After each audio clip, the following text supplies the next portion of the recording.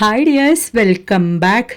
ഈ നോമ്പ് സമയത്ത് എല്ലാവർക്കും ഇഷ്ടപ്പെട്ട ഒരു വിഭവം തന്നെയാണല്ലേ പത്തിരി. പത്തിരി മാത്രമല്ല, രാത്രി എല്ലാവരും ഒരുപോലെ ഉണ്ടാക്കുന്ന ഒരു സാധനമാണ്. അതും ഡയറ്റിലിരിക്കുന്നവർക്ക് ഇഷ്ടപ്പെട്ടുണ്ടാക്കുന്ന ഒരു സംഭവം തന്നെയാണ് ചപ്പാത്തി. അപ്പോൾ അതൊക്കെ ഈ ഒരു പ്രസ്സും അതുപോലെ തന്നെ റോളിംഗ് പിന്നൊന്നും ഇല്ലാണ്ട് കൊണ്ട് വെറും ഒരു പ്ലാസ്റ്റിക് കവർ നമ്മുടെ കയ്യിലുണ്ടെങ്കിൽ ഈസി ആയിട്ട് തന്നെ നമുക്ക് ഉണ്ടാക്കാൻ വേണ്ടിയിട്ട് പറ്റും കേട്ടോ.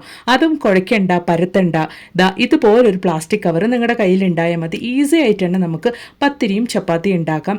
പത്തിരി ഉണ്ടാക്കുന്ന പോലെ തന്നെ നിങ്ങൾ ചപ്പാത്തി ഉണ്ടാക്കി എടുത്താൽ മതിയാകും. അപ്പോൾ അതെങ്ങനെയാണെന്നുള്ളത് നമുക്കൊന്ന് കണ്ടു. അപ്പോൾ അതിന് വേണ്ടിയിട്ട് ഞാൻ ഒരു ബൗള് പച്ചരി പൊടിച്ചതാണ് കേട്ടോ എടുത്തിരിക്കുന്നത്. പച്ചരിയാണ് എടുത്തിരിക്കുന്നത്.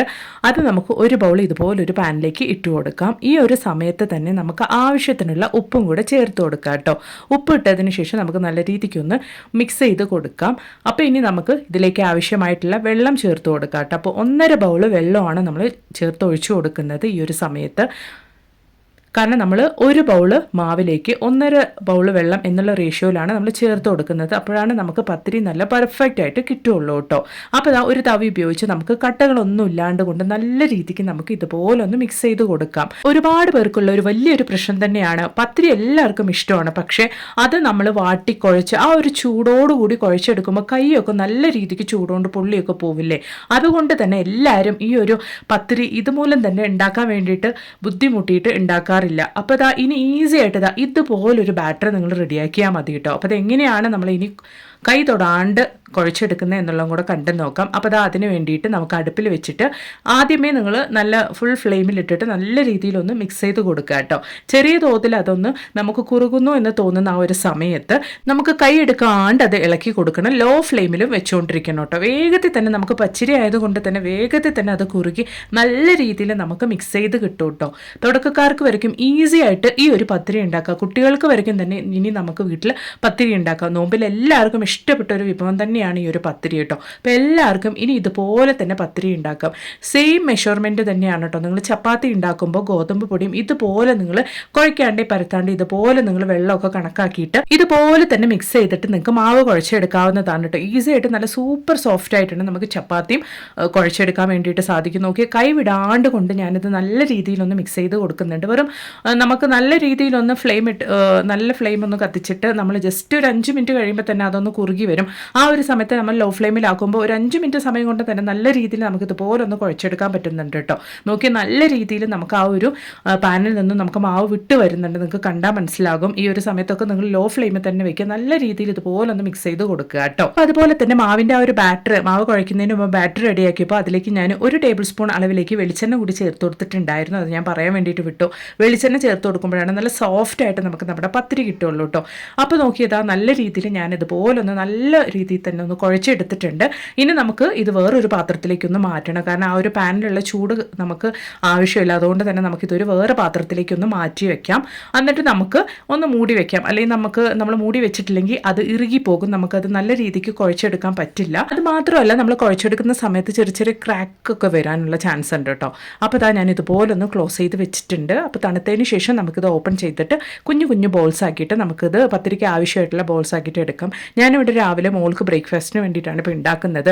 അതുകൊണ്ട് ഹറിബറി ആയിട്ടുള്ള കുക്കിംഗ് ആണ് കേട്ടോ. അപ്പോൾ ഞാൻ മോൾക്ക് ആവശ്യത്തിന് മാത്രമാണ് ഇപ്പോൾ ബോൾസ് എടുക്കുന്നുള്ളൂ. അപ്പോൾ അതിന് മുമ്പായിട്ട് നമുക്ക് മാവ് ഒട്ടിപ്പിടിക്കില്ല, എന്നാലും നമുക്ക് കുറച്ച് വെളിച്ചെണ്ണ കയ്യിലേക്ക് പുരട്ടി കൊടുത്തിട്ട് നമുക്ക് കുട്ടി കുട്ടി ബോൾസ് നമുക്ക് പത്തിരിക്ക് ആവശ്യമായ ആ ഒരു അളവിലേക്ക് കുഞ്ഞു കുഞ്ഞു ബോൾസ് നമുക്ക് റെഡിയാക്കി എടുക്കാം കേട്ടോ. ഞങ്ങൾക്ക് ബ്രേക്ക്ഫാസ്റ്റിന് വേണ്ടിയിട്ടാണ് ഞാൻ ഈ പത്തിരി റെഡിയാക്കുന്നത്. അപ്പോൾ ഇപ്പോൾ മോൾക്ക് സ്കൂളിലേക്ക് പോകുന്നതിന് മുമ്പായിട്ട് അവൾക്ക് ആവശ്യത്തിനുള്ള മാത്രമായിട്ടാണ് ഞാനിപ്പോൾ ഇവിടെ റെഡിയാക്കുന്നത് കേട്ടോ. അപ്പോൾ കുഞ്ഞു കുഞ്ഞു ബോൾസ് നോക്കി നല്ല പെർഫെക്റ്റ് ആയിട്ട് കയ്യിലൊന്നും ഒട്ടിപ്പിടിക്കാണ്ട് നല്ല സോഫ്റ്റ് ആയിട്ടുണ്ട് നമ്മുടെ മാവ് ഇവിടെ റെഡി ആയിട്ടുണ്ട് കേട്ടോ. നോക്കി വാട്ടാൻ്റെയും കുഴയ്ക്കാൻ്റെയും കൈ തൊടാണ്ട് നമുക്ക് നല്ല അടിപൊളിയായിട്ടുള്ള പത്തിരിമാവ് ഇവിടെ റെഡി ആയിട്ടുണ്ട് അല്ലേ. അപ്പോൾ എല്ലാവർക്കും ഇതുപോലെ ചെയ്യാൻ വേണ്ടിയിട്ട് സാധിക്കും. തുടക്കക്കാർക്കാണെങ്കിലും ഈസി ആയിട്ട് ഇനി പത്തിരി ഉണ്ടാക്കാം. എത്ര പത്തിരി വേണമെങ്കിലും ഇനി നോമ്പിന് ഉണ്ടാക്കാം അല്ലേ. അപ്പോൾ ഞാൻ കുറച്ച് പത്തിരിക്കുള്ള മാവ് മാത്രം ഇതുപോലെ ഒന്ന് കുഞ്ഞു കുഞ്ഞു ബോൾസാക്കി എടുത്തിട്ടുണ്ട്. അതിനുശേഷം ഇനി ഈസി ആയിട്ട് നമുക്ക് എങ്ങനെ ഒരു 5 പത്തിരി അല്ലെങ്കിൽ ഒരു 4 പത്തിരിയൊക്കെ ഒരുമിച്ച് എങ്ങനെ പരത്തിയെടുക്കാം എന്നുള്ളത് കൊണ്ട് നോക്കാം.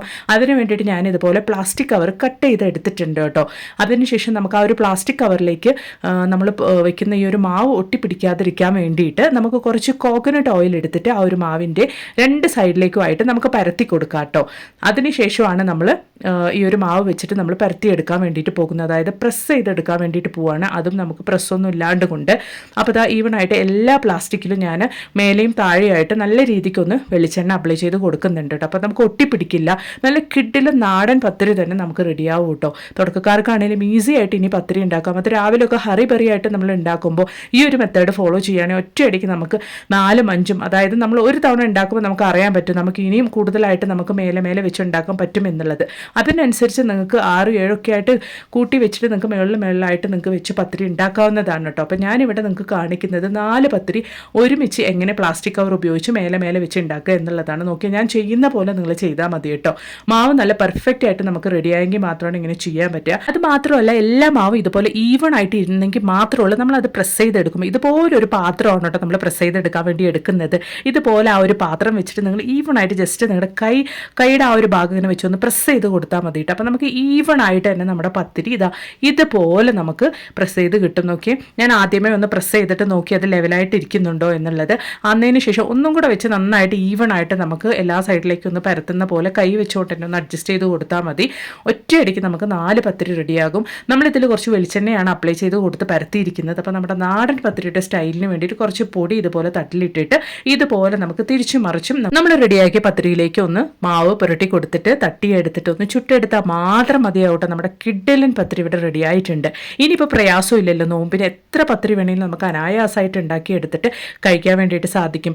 ഞാൻ ഒത്തിരി ബുദ്ധിമുട്ടിയിട്ട് ഈ ഒരു വാട്ടലും കുഴക്കലും ഒക്കെ ഉള്ളതുകൊണ്ട് തന്നെ ഈ ഒരു പരിപാടി ചെയ്യേയില്ലായിരുന്നു കേട്ടോ. ഇനി എനിക്ക് എളുപ്പമായി ഈ ഒരു മെത്തേഡ് ഫോളോ ചെയ്ത് പെട്ടെന്ന് തന്നെ പത്തിരിയൊക്കെ ഉണ്ടാക്കിയെടുക്കാൻ വേണ്ടിയിട്ട് സാധിക്കും ഈ ഒരു നോമ്പിന്. ഈ ഒരു സെയിം മെത്തേഡ് തന്നെയാണ് കേട്ടോ ചപ്പാത്തിക്കും നമ്മൾ ചെയ്യുന്നത്. ചപ്പാത്തിക്ക് ഇതുപോലെ നിങ്ങൾ ചെയ്തെടുക്കുകയാണെങ്കിൽ നല്ല രീതിയിൽ ചപ്പാത്തി നമുക്ക് ഇതുപോലെ ഒരുമിച്ച് ഉണ്ടാക്കിയെടുക്കാൻ വേണ്ടിയിട്ട് പറ്റും. അപ്പോൾ ഞാൻ രണ്ടും കൂടെ ഇവിടെ കാണിക്കുന്നില്ല. ഈ ഒരു മെത്തേഡ് തന്നെ നിങ്ങൾ ഫോളോ ചെയ്താൽ മതിയാകും കേട്ടോ.